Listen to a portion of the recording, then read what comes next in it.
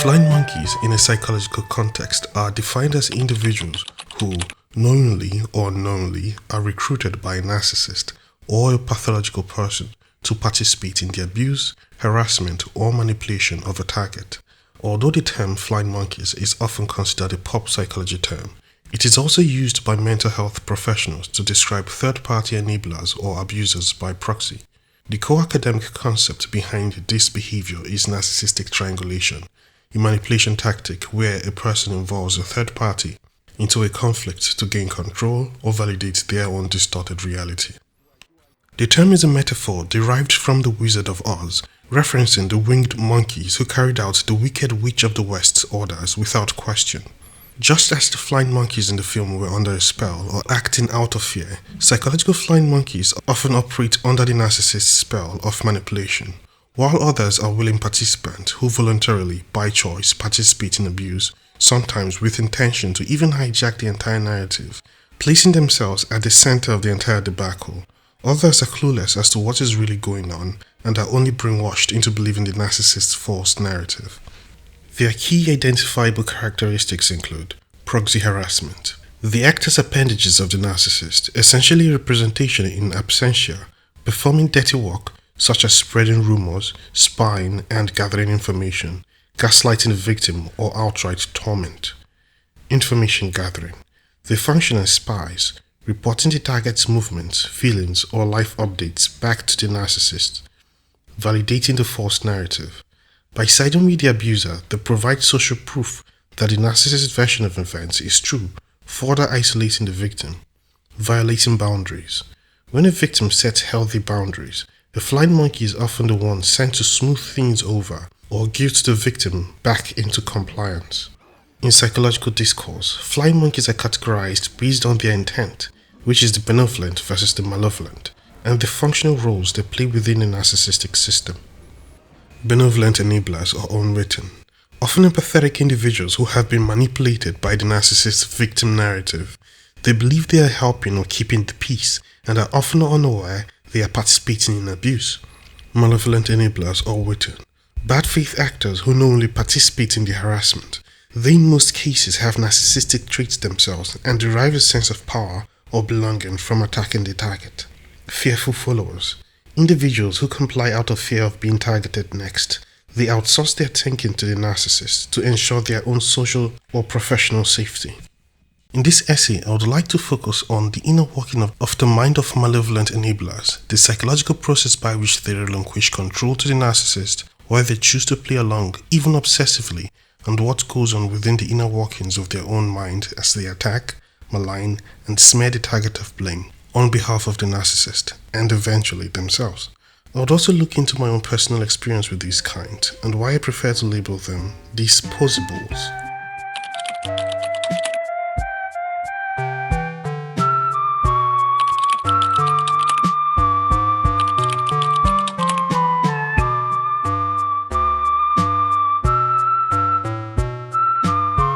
Drawing from my own personal experience at the hands of these types, the offer of validation is what gets them hooked above all else, as the narcissist elevates themselves on a pedestal above everyone, positioning themselves as the ultimate validator. Potential malevolent enablers, who are often heavily dependent on external validation to function, quickly dance to the tune in hopes of being seen as co-equals or partners in crime. This is the first step in relinquishing their self-worth, dignity, and lives to the narcissist's control. Having established control by getting them hooked on their validation, setting them off against the target of blame becomes the narcissist's next objective. The flying monkey in the making is repeatedly torn down in comparison to the target with subtle or obvious put-downs. Meanwhile, the virtues and strengths of the target are stressed upon and sometimes exaggerated to stoke feelings of resentment in the heart of the potential flying monkey. Withdrawing validation at this point is crucial.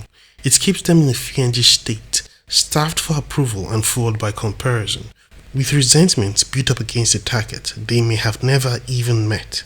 The potential flying monkey becomes a willing soldier in the narcissist's offensive. As the narcissist's resentment becomes their resentment, the narcissist's hate becomes their hate, and the narcissist's obsession becomes their obsession. Anything for a crumb of validation from the overlord will suffice. Going on smear campaigns, harassment and torment, false accusations, collecting information, and in extreme cases, even murder would become second nature to the now fully immersed flying monkey, all in a bid to get back the high they once enjoyed from their master. This process is called intermittent reinforcement in psychology, and by withdrawing validation, it's a classic tactic to create a trauma bond. It keeps the recruit in a state of anxious dependency.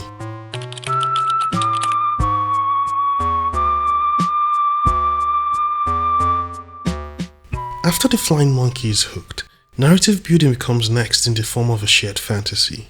A shared fantasy is a psychological dynamic in which two or more people collectively buy into an idealized, often distorted version of reality that serves emotional needs rather than truth. Instead of one person holding a private illusion, the group reinforces it together, creating a kind of closed belief system where doubts are minimized and contradictions are reinterpreted or ignored. As the definition suggests, reality is distorted, truth is tossed out the window, in its place illusions and delusions on a mass scale. A new reality is subject to the narcissist's ever-changing whim. Depending on the number of recruits, this could have a cult-like hold and devotion on the enablers, sometimes encompassing entire institutions or even a nation. A shared fantasy provides the flying monkey with justifications. It suppresses guilt as it essentially rewrites reality itself. It keeps the target confused, and so many at times, the witting enablers themselves also. The narcissist uses this mechanism to maintain control. Once a narrative and a pattern have been figured out by their minions, the rug is pulled from under their feet by their overlord to establish more direct control and to prevent the flying monkey from potentially becoming independent in regard to narrative weaving. Within the narrative of the shared fantasy, the flying monkey, just like the narcissist, gets to employ Davos' psychological manipulation tactic. Whereas the acronym suggests, the flying monkey gets to deny that the abuse ever happened, attack the character of the target as the source of the problem or as mentally unstable, and then the masterstroke, reverse victim and offender, where they portray the narcissist as the victim and the target as the abuser. The author gets to be the victim, and the reactions and sometimes indifference to their torments becomes confirmation of their victimization. It also serves as a way for the flying monkey to live out a woe unto me victim fantasy within the shared fantasy, especially through the lens of neutral parties. Within the shared fantasy, the flying monkey gets to be superior to the target. It's a matter of ego survival, deflated by the narcissist during the intermittent reinforcement phase. Recruiting more enablers, or at least poisoning the minds of the people in the environment where the targets can be regularly observed, becomes necessary.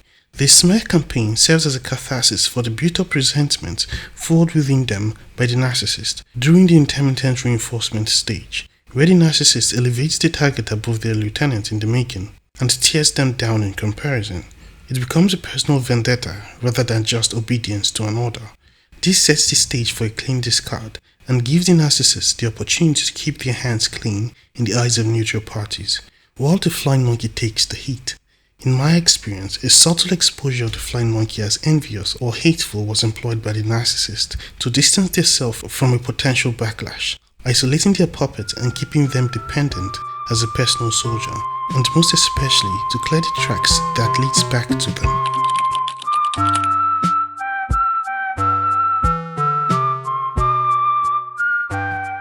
From my personal observations, flying monkeys rarely believe the narcissist's fabrications in their entirety. Instead, they cling to small elements of truth, the perfect lies, that use a foundation of reality as a launchpad for distortion. It is the drama that lures them in. They are instructed by the narcissist to observe these truths or interrogate the target for them, a process that creates a powerful confirmation bias. This serves as a primary reference point whenever doubt begins to surface.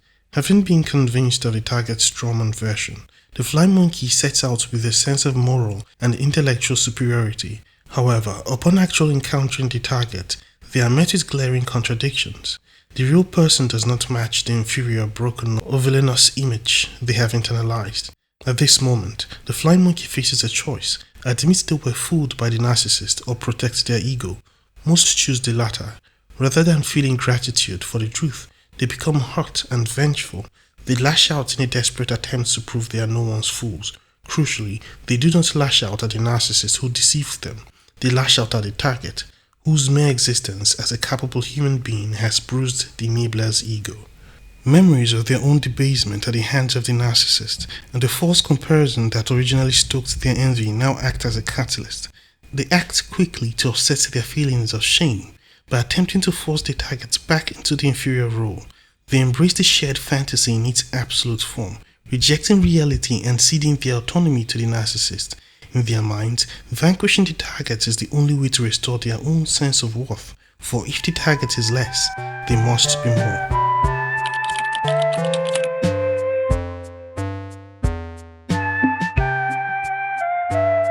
Once the shared fantasy is established, the narcissist then seeks to direct the flying monkey's action each step of the way. This is achieved through emotional puppeteering, where the narcissist stokes specific internal states, envy, competitiveness, or excitability, while offering the carrot of a shared future. This manipulation serves the narcissist's pathological need for control and suits their constant anxiety over losing it. The process of emotional puppeteering typically follows a recognizable pattern: induced envy. The narcissist exaggerates the strength, potential, or good tidings of the target. By framing the target as superior or uniquely favored, they deliberately trigger the enabler's insecurities and envy, the comparison trap.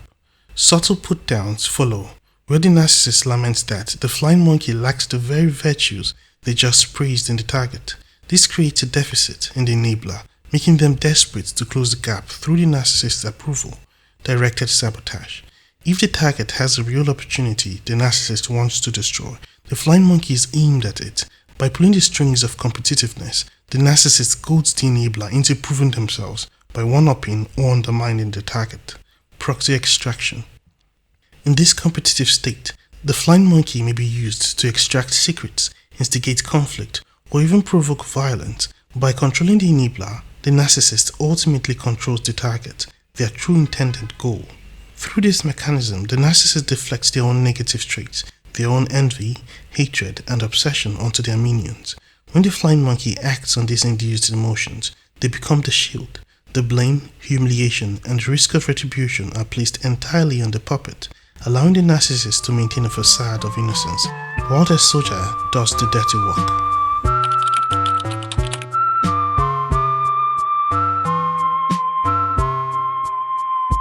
This dynamic explains why reasoning with these individuals is nearly impossible.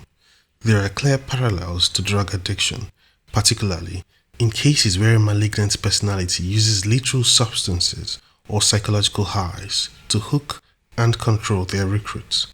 In many environments, using drugs as a literal hook to recruit potential flying monkeys is a stark reality.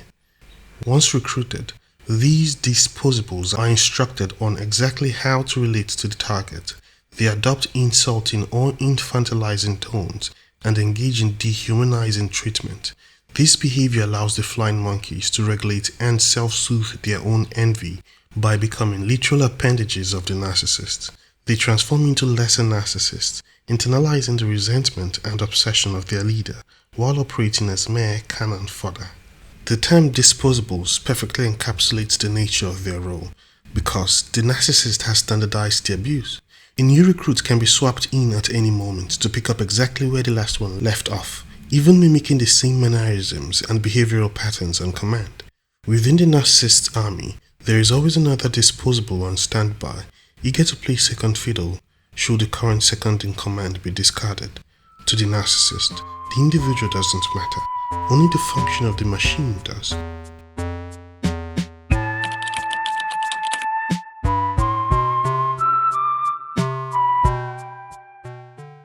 The flying monkey is rarely a lone actor. Their commitment to the role is often reinforced by the presence of other recruits, creating a mob mentality or social proof. Having the numbers on their side provides a false sense of moral high ground. They believe that if multiple people agree the target is the problem, it must be the truth. This collective alignment acts as a buffer against individual guilt. In their minds, the crowd provides anonymity and shared responsibility, making them feel emboldened to engage in harassment or smear campaigns they would never attempt alone.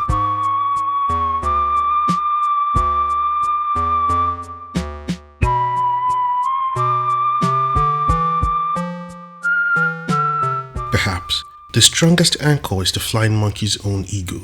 For many, the realization that they have been weaponized by a narcissist is too humiliating to face.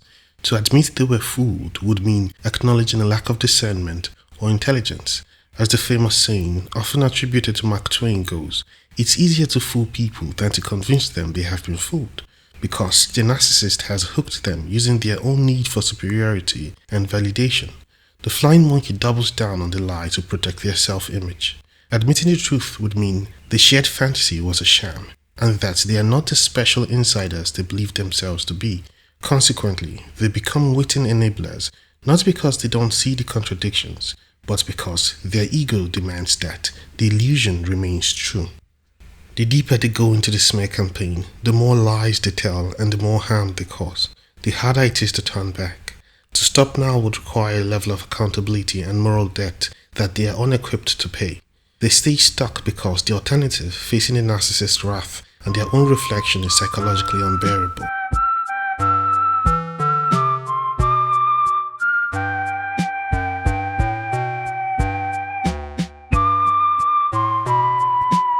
The allure of the drama triangle for enablers lies in its ability to provide a high-stakes sense of identity and purpose.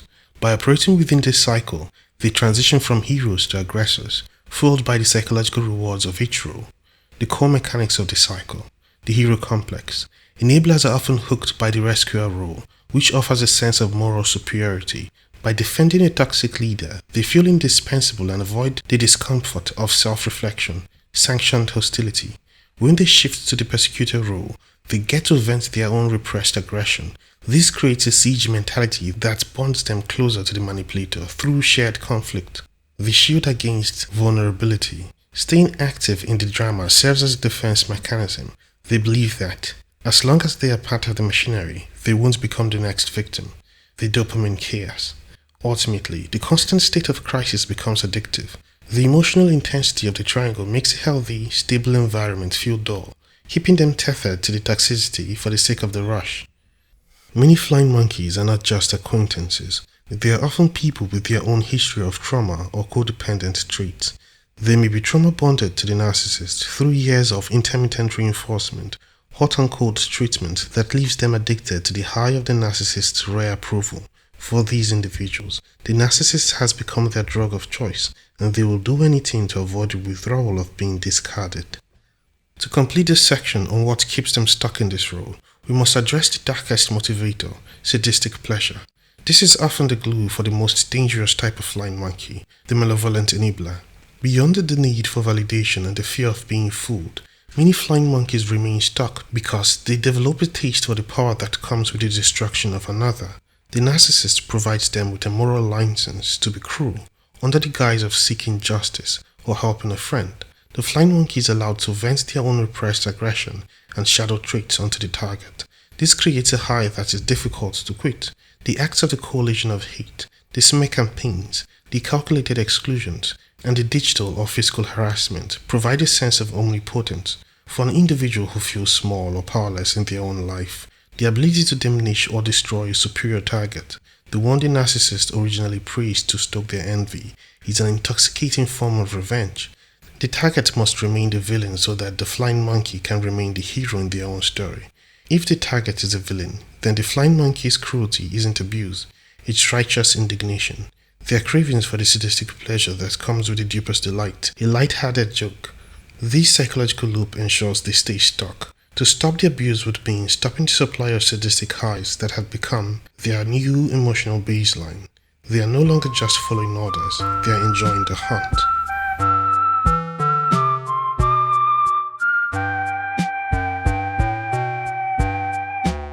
Flying monkeys are the hidden enforcers in a narcissist system.